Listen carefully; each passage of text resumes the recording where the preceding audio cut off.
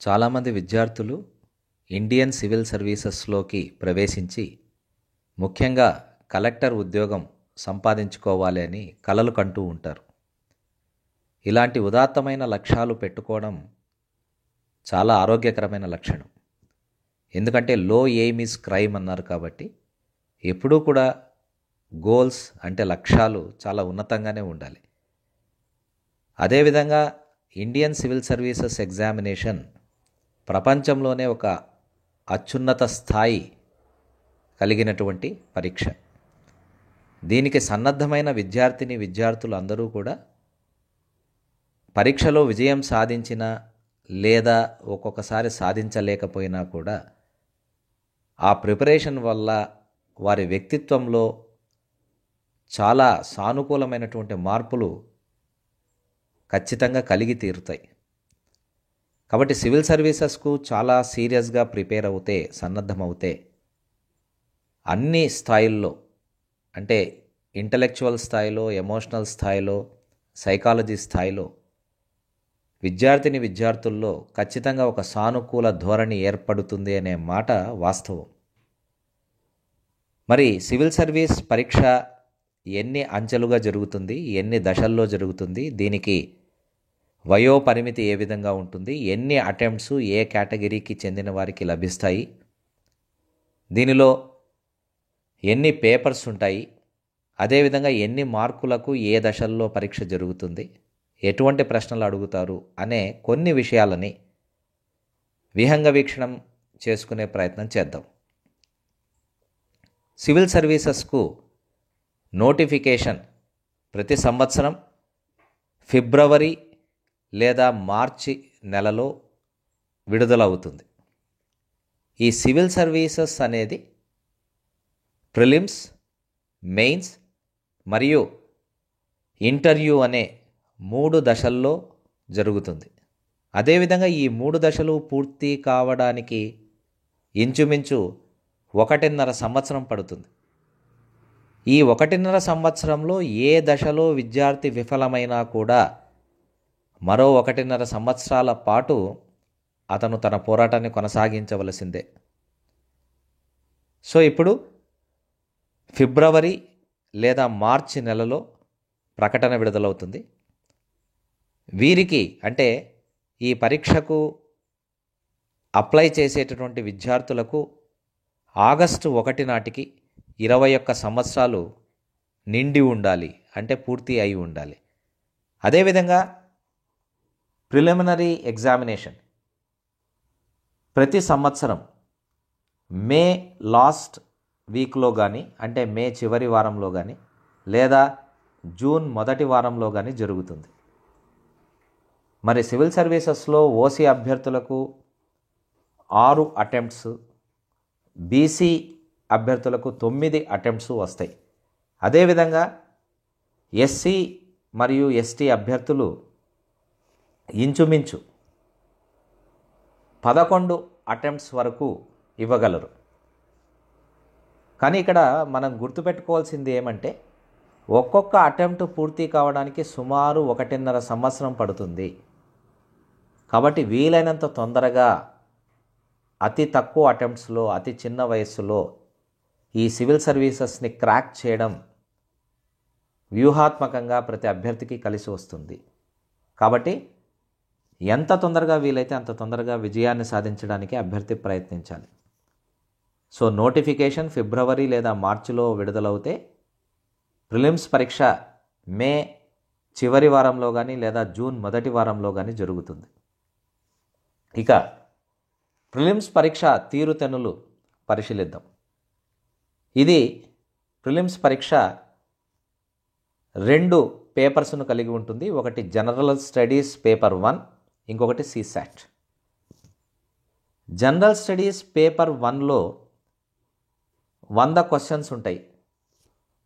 ఒక్కొక్క క్వశ్చన్కి 2 మార్కులు ఉంటాయి. ఇది ఆబ్జెక్టివ్ విధానంలో జరిగేటటువంటి పరీక్ష. అంటే ప్రిలిమినరీ పరీక్ష ఆబ్జెక్టివ్ విధానంలో జరిగేటటువంటి పరీక్ష. దీనిలో జనరల్ స్టడీస్ పేపర్ 1 తరువాత సిసాట్ ఉంటాయి. జనరల్ స్టడీస్ పేపర్ 1లో 100 క్వశ్చన్స్ ఉంటాయి. 100 క్వశ్చన్స్లో ఒక్కొక్క క్వశ్చన్కి 2 మార్కుల చొప్పున టోటల్గా జనరల్ స్టడీస్ పేపర్ 1 200 మార్కులను కలిగి ఉంటుంది. దీనిలో నెగిటివ్ మార్క్స్ కూడా 1/3 నెగిటివ్ మార్క్స్ ఉంటాయి. ఇక సీసాట్ పరీక్షకు వస్తే దీన్నే సివిల్ సర్వీసెస్ యాప్టిట్యూడ్ టెస్ట్ అంటారు. దీనిలో 80 ప్రశ్నలు ఉంటాయి. ఒక్కొక్క ప్రశ్నకు 2.5 మార్క్స్ చొప్పున కేటాయించబడింది.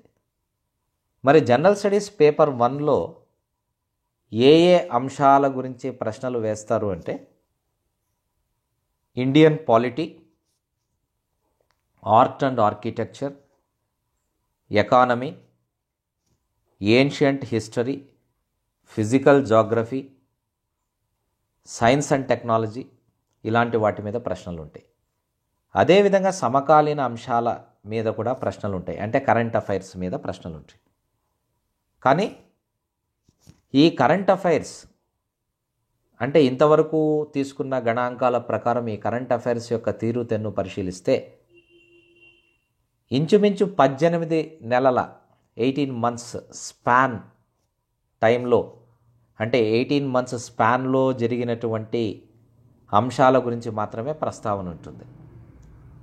ఇక సీసాట్ సివిల్ సర్వీసెస్ యాప్టిట్యూడ్ టెస్ట్కి వస్తే దీనిలో ప్రశ్నలు బేసిక్ యాప్టిట్యూడ్, రీజనింగ్ మరియు ఇంగ్లీష్ కాంప్రహెన్షన్కు చెందిన ప్రశ్నలు ఉంటాయి.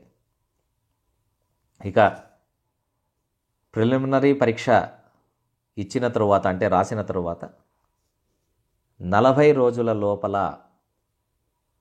రిజల్ట్స్ అంటే ఫలితాలు వెల్లడించడం జరుగుతుంది. సాధారణంగా ఈ టైం షెడ్యూల్ని అన్ని దశల్లో కూడా చాలా నిబద్ధతగా యూపీఎస్సీ ఫాలో అవుతుంది. కాబట్టి ప్రిలిమ్స్ పరీక్షా ఫలితాలు 40 రోజుల లోపే విడుదలవుతాయి.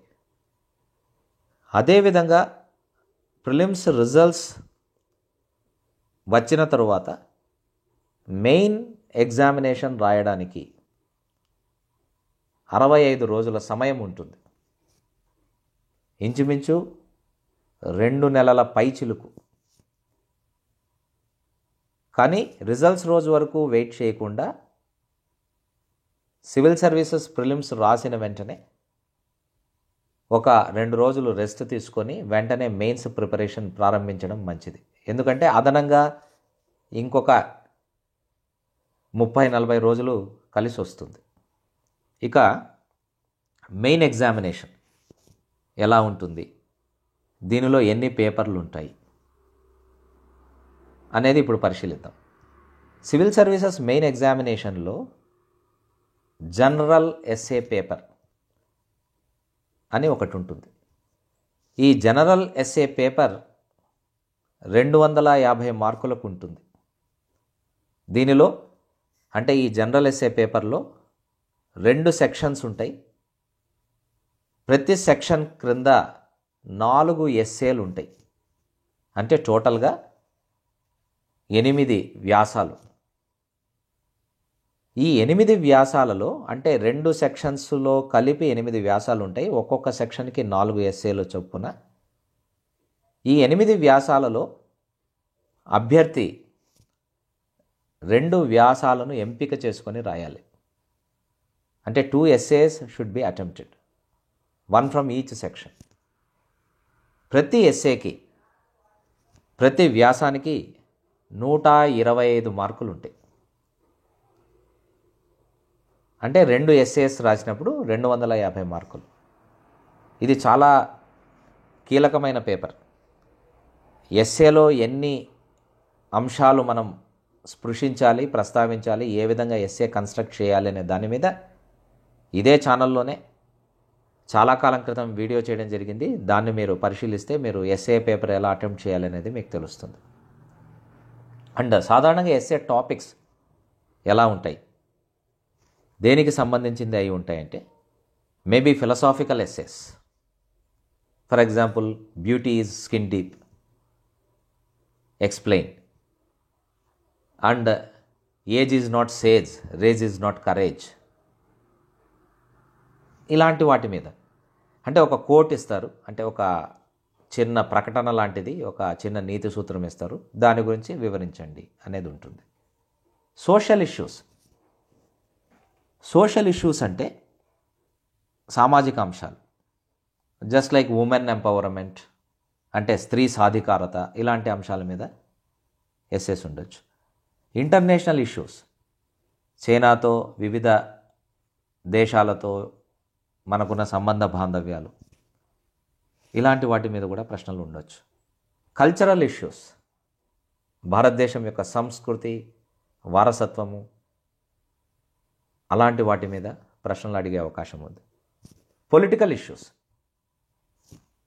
అంటే రాజనీతి, రాజకీయ అంశాల గురించి ప్రశ్నలు అడగవచ్చు.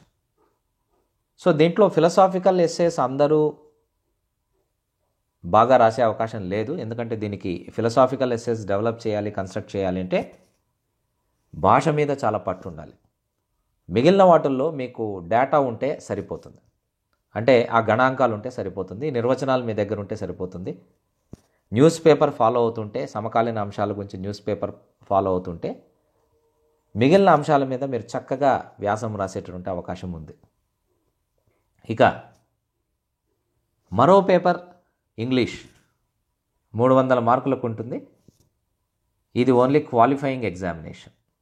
దీనిలో antonyms, synonyms, comprehension, precis writing, paragraph writing, translation, grammar, active voice, passive voice, direct and indirect speech, prepositions, ఇలాంటివన్నీ 10th క్లాస్ లెవెల్లో, ఎస్ఎస్సి లెవెల్లో ప్రశ్నలు ఉంటాయి.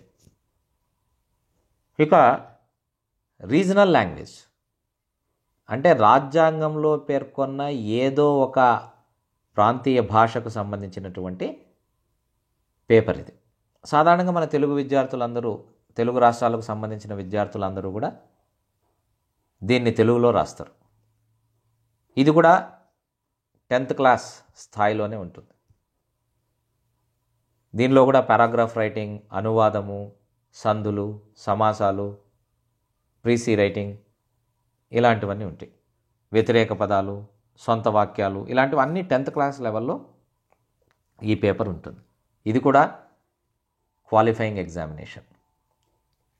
ఇక జనరల్ స్టడీస్, ఎస్ఏ పేపర్ తర్వాత, జనరల్ ఎస్ఏ పేపర్ తర్వాత చాలా కీలకమైనది జనరల్ స్టడీస్. సో ఈ జనరల్ స్టడీస్ పేపర్ 1లో 250 మార్కులు కేటాయించబడింది ఈ పేపర్ 1కి. దీని క్రింద దేనికి సంబంధించినటువంటి ప్రశ్నలు అడుగుతారంటే art and architecture, modern history, geography. ఇక జనరల్ స్టడీస్ పేపర్ 2, ఇది కూడా 250 మార్కులు. Indian polity, international issues. బేసిక్గా సిలబస్ వాస్ట్ సిలబస్ ఉంది, జస్ట్ స్థూలంగా మాత్రమే వీటికి సంబంధించిన అంశాలు అడుగుతారని నేను చెప్తున్నాను.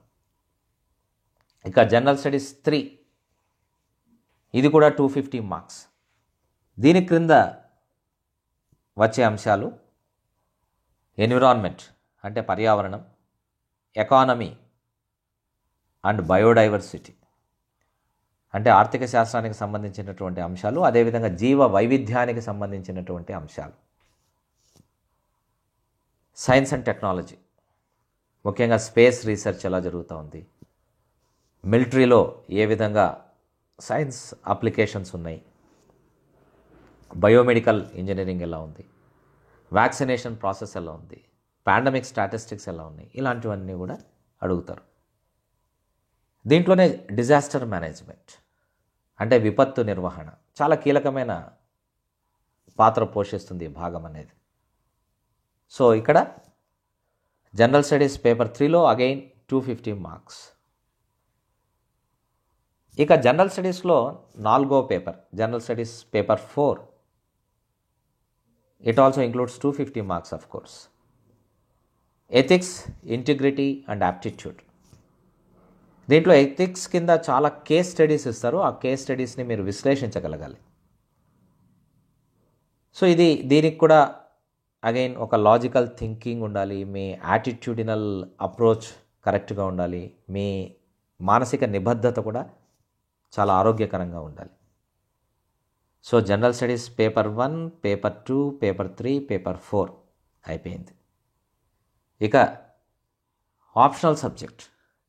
ఇప్పుడు సివిల్ సర్వీస్లో కేవలం సింగిల్ ఆప్షనల్తో ప్రస్తుతానికి పరీక్ష రాస్తున్నారు.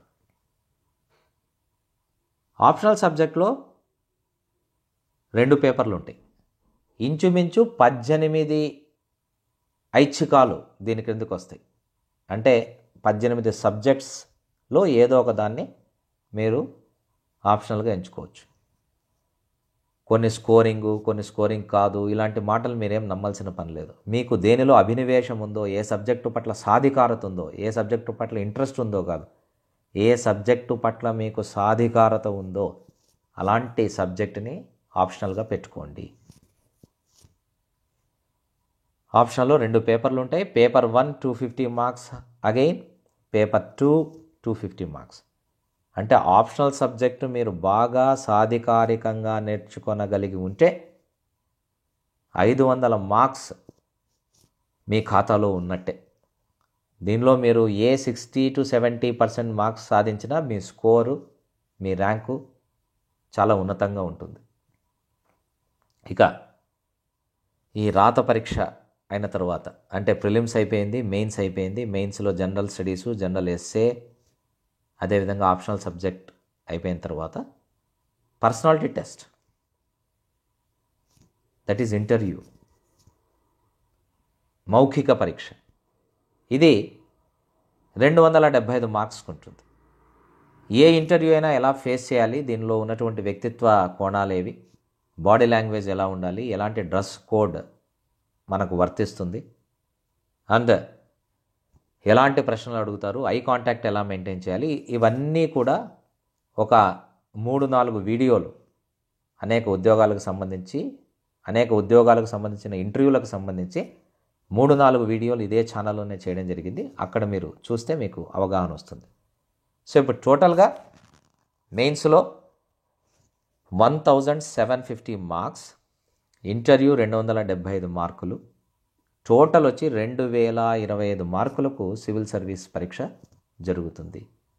సో అంచెలంచెలుగా 3 దశల్లో జరిగే ఈ పరీక్షలో ప్రతి దశ శాస్త్రీయంగా మీరు విశ్లేషించగలిగితే, ఆ సిలబస్ను దగ్గర పెట్టుకొని, వెయిటేజ్ను దగ్గర పెట్టుకొని, ఏ విధంగా పేపర్ సెట్టర్ సైకాలజీ ఎలా ఉంది, ఎలాంటి అంశాలను అడుగుతున్నాడు, ఎలాంటి అంశాలు ఈ పరీక్షల్లో అడుగుతారు అంటే మీరు ఈ సివిల్ సర్వీస్ అనే యుద్ధాన్ని అర్థం చేయించినట్టే లెక్క. తరువాత నిబద్ధతగా చదివి, టెస్ట్ సిరీస్ ప్రాక్టీస్ చేసి, క్లారిటీ, క్వాలిటీ రెండింటిని పెంచుకోగలిగితే విజయం మీ దగ్గరికి ఖచ్చితంగా వస్తుంది. ఇలా అధ్యయనం చేసిన వాళ్ళకి కలెక్టర్ గిరి, అంటే కలెక్టర్ ఉద్యోగం సొంతం అవుతుంది అని ఘంటాపథంగా చెప్పవచ్చు. నేను ఇంత శాస్త్రీయంగా ఈ వీడియో చేయడానికి నాకు సహకరించినటువంటి నా స్టూడెంట్ రోహిత్ వసంతంకి ధన్యవాదాలు తెలుపుకుంటూ మీకందరికీ ఆల్ ద బెస్ట్ చెప్తూ విరమిస్తున్నాను.